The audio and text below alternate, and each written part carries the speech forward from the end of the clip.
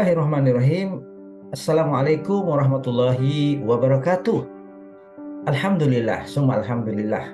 Kita panjatkan syukur alhamdulillah kehadirat Allah Subhanahu wa taala atas nikmat yang diberikan kepada kita.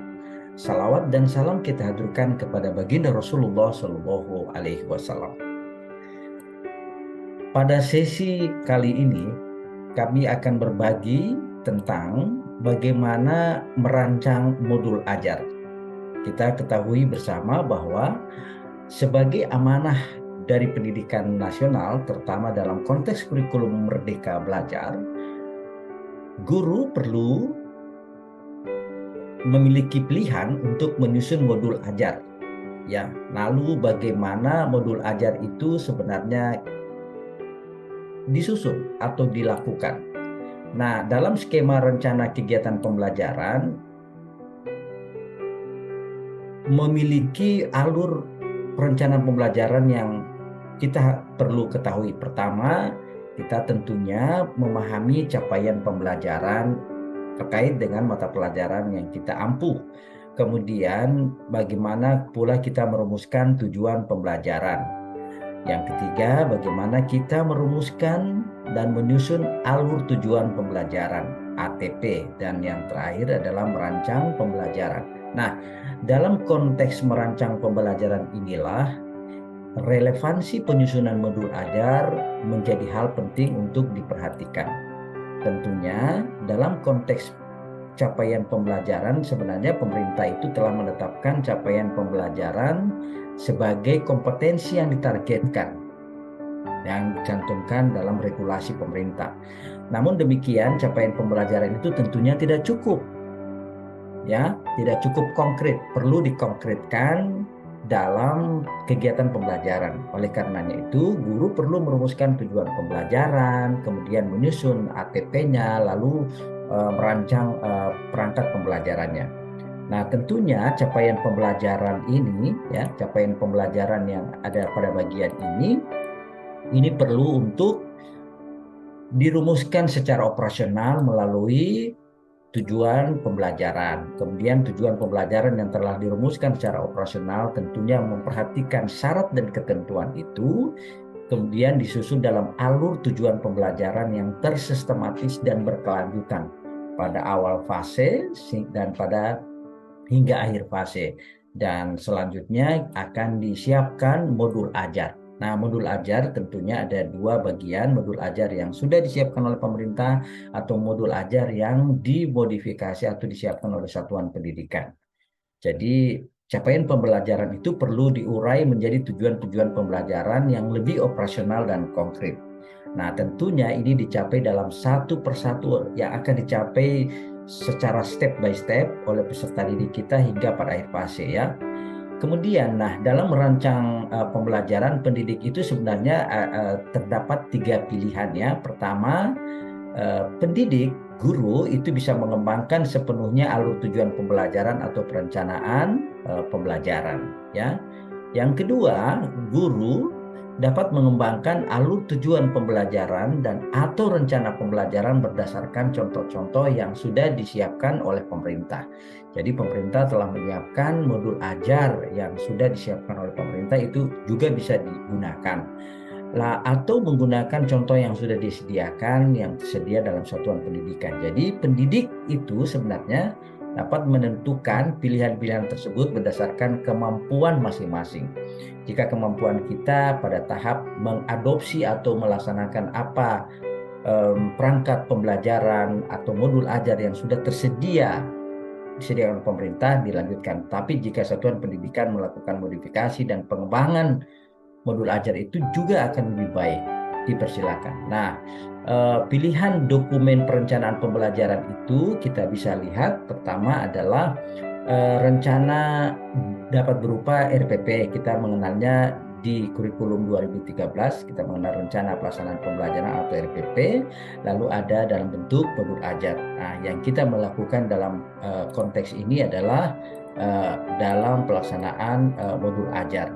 Jadi komponen minimum kalau kita masih dalam pelaksanaan desain RPP, komponen minimum dalam pelaksanaan RPP itu biasanya adalah sesuai dengan regulasi yang tersedia, ada tujuan pembelajaran, ya, kemudian ada langkah-langkah kegiatan pembelajaran, lalu di sana ada asesmen. Ini komponen minimum dalam RPP. Jika kita masih dalam konteks satuan pendidikan kita menggunakan RPP. Namun demikian jika sudah dalam bentuk modul ajar sebagaimana kurikulum merdeka, maka komponen minimum yang perlu tersedia dalam modul ajar itu adalah di sana ada rumusan tujuan pembelajaran, di sana ada langkah-langkah atau kegiatan pembelajaran, kemudian ada rencana asesmen awal, kemudian asesmen akhir, dan kemudian media pembelajaran. Nah, yang paling penting adalah apabila pendidik atau guru menggunakan modul ajar, maka ia tidak perlu membuat RPP. Ya, sekali lagi, apabila guru sudah menggunakan modul ajar, maka ia tidak perlu membuat RPP. Karena, kenapa? Ya, benar. Karena komponen-komponen yang tersedia dalam modul ajar sebenarnya juga sudah tersedia dalam RPP, sebenarnya sudah tersedia dalam modul ajar, malah di modul ajar itu lebih dikembangkan. Jadi komponen-komponen dalam modul ajar meliputi juga komponen-komponen dalam RPP. Namun dalam modul ajar beberapa aspek dan bagian tertentu diberikan pengembangan dan penekanannya. Ya, jadi itu yang perlu kita pahami bersama. Kemudian, dalam konteks penyusunan modul ajar tentunya itu ada modul ajar dengan versi yang minimum, komponen-komponen yang inti tadi yang kami sampaikan, dan ada modul ajar untuk yang lengkapnya. Nah, kalau untuk ketika kita melakukan penyusunan modul ajar secara lengkap, maka komponen-komponen yang perlu kita cantumkan dalam penyusunan modul ajar itu diantaranya adalah misalnya dalam komponen informasi umum, di sana ada identitas penulis modul, kemudian di sana ada kompetensi awal, di sana ada profil pelajar Pancasila, di madrasah ada profil pelajar Rahmatan lil Alamin, ada informasi sarana prasarana, ada target peserta didik, lalu ada model pembelajaran yang kita gunakan. Itu informasi umum dalam modul ajar. Nah, dalam komponen inti itu terdiri atas di sana ada rumusan tujuan pembelajaran, ya.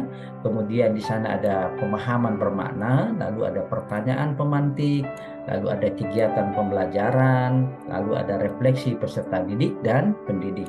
Sementara pada bagian lampiran kita bisa melakukan pemenuhan terhadap beberapa dokumen perencanaan pembelajaran, bisa dalam bentuk lembar kerja peserta didik atau LKPD, atau sebelumnya kita kenal dengan LKS, ya. Kemudian ada mekanisme pengayaan dan remedi, lalu kemudian ada bahan bacaan pendidik dan peserta didik, lalu ada di sana ada glosarium dan daftar pustaka. Ya, ini jadi penting juga bahwa pendidik sebenarnya memiliki keleluasan untuk memilih dan memodifikasi contoh-contoh modul ajar yang tersedia dan atau mengembangkan modul ajar sendiri sesuai dengan konteks, kebutuhan, dan karakter peserta didik.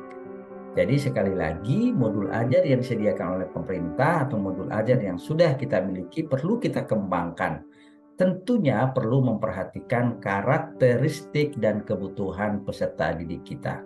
Nah, dalam desain penyusunan modul ajar, tentunya bagian-bagian yang perlu untuk kita siapkan dalam penyusunan modul ajar adalah pertama buku guru, ya. Kemudian buku guru itu tentunya juga ada buku siswa. Nah, dalam contoh ini misalnya untuk mata pelajaran pendidikan agama Islam dan budi pekerti untuk kelas 4 SD, ya, fase B, ya, misalnya, ya, buku guru, kemudian ada buku siswa. Nah, dari buku guru dan buku siswa ini tentunya masing-masing memiliki fungsi yang berbeda, tapi keduanya saling menunjang. Apa yang akan dilakukan oleh guru pada saat pembelajaran dan apa yang dilakukan oleh peserta didik pada saat menggunakan buku siswa, buku guru memberikan tuntutan dan panduan praktis secara operasional dalam penggunaan buku siswa tersebut. Jadi keduanya saling menunjang dan memiliki keterkaitan yang sangat erat. Nah, dalam konteks penyusunan modul ajar, sebenarnya bagian-bagian dalam modul ajar, ya, bagian-bagian penting dalam modul ajar, informasi CP-nya, informasi tujuan pembelajarannya, metodenya, model pembelajarannya, kegiatan pembelajarannya, sebenarnya sudah ada tersedia dalam buku guru. Oleh karenanya, ketika seorang guru pendidik sudah merasa atau menilai bahwa cukup dengan buku guru, pelaksanaan pembelajaran di kelas itu sudah sangat memadai dan sudah sangat jelas, maka bisa dipertimbangkan untuk tidak perlu menyusun lagi modul ajar. Tapi ketika Bapak Ibu dan kita semua masih memerlukan rincian yang lebih teknis, yang lebih terukur dan terorganisir pada setiap pertemuan, pada setiap pembelajaran, maka apalagi sudah tersedia modul ajar oleh pemerintah, maka itu yang perlu kita pertimbangkan untuk kita gunakan.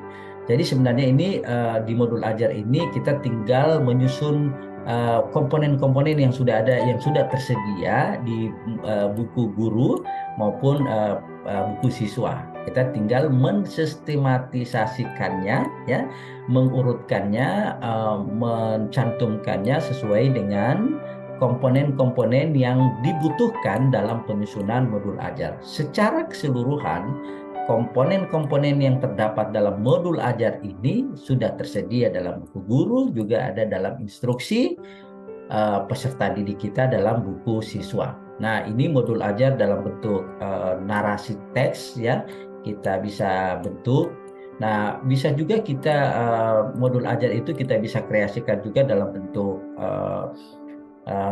lembar informasi satu lembar, ya, dalam bentuk kanvasnya. Jadi silakan Bapak Ibu melakukan kreativitas, ya, kreativitas bagaimana penyajian modul ajar. Ini hanya teknik penyajiannya saja. Ada yang menyajikan dalam bentuk narasi yang lengkap, dalam bentuk deskripsi seperti pada bagian ini. Lalu ada juga yang jika penyajian modul ajarnya itu sudah disajikan dalam Canva, dalam form yang lebih menarik lagi seperti yang disajikan di sini, ya. Nah, lalu bagaimana kita menyusunnya? Nah, menyusun puzzle, ya, istilahnya puzzle, karena beberapa topik yang sudah ada dalam modul ajar sudah tersedia di buku guru maupun buku siswa. Nah, bagaimana caranya? Nah, pertama tentunya kita melihat dulu bagian mana yang akan kita kembangkan. Misalnya berdasarkan tujuan pembelajaran yang akan dicapai atau topik yang sudah kita pilih, maka mari kita cermati buku gurunya. Nah, buku guru ini terdiri dari dua komponen utama. Pertama adalah panduan yang bersifat umum, lalu ada panduan yang bersifat khusus. Nah, dua-duanya menjadi penting bagaimana kita membelajarkan kepada peserta didik. Nah, tentunya ketika kita membelajarkan satu bab tertentu atau topik tertentu atau materi tertentu, kita akan melihat panduan pembelajarannya pada panduan yang khusus di buku guru. Karena nanti mari kita cermati buku pegangan guru ini, karena di dalamnya ada informasi apa, bagaimana mekanisme pembelajarannya, evaluasinya bagaimana. Di sini udah lengkap, ya. Tinggal kita mensistematisasikannya sesuai dengan komponen-komponen yang ada dalam modul ajar. Nah, selanjutnya kita akan melakukan cross check terhadap buku siswa. Apakah instruksi yang ada dalam buku guru itu juga tersedia dalam buku siswa? Karena di buku siswa sendiri di sini cukup tersedia secara operasional komponen-komponen pembelajaran sebagaimana yang ada dalam buku guru. Olehnya, sebelum kita melakukan penyusunan modul ajar, saya kira juga perlu untuk melakukan telaah secara cepat ketersesuaian antara buku guru dan buku siswa. Mari kita akan latihan bersama bagaimana kita bisa menyusun, ya, bisa menyusun modul ajar, ya, menyusun modul ajar berdasarkan dokumen yang penting ini, berdasarkan dokumen pegangan guru lalu pegangan siswa, buku siswa. Nah, dalam konteks ini kita akan mengambil satu contoh, yakni mata pelajaran pendidikan agama Islam dan budi pekerti untuk kelas 4 SD. Mari kita lihat bersama.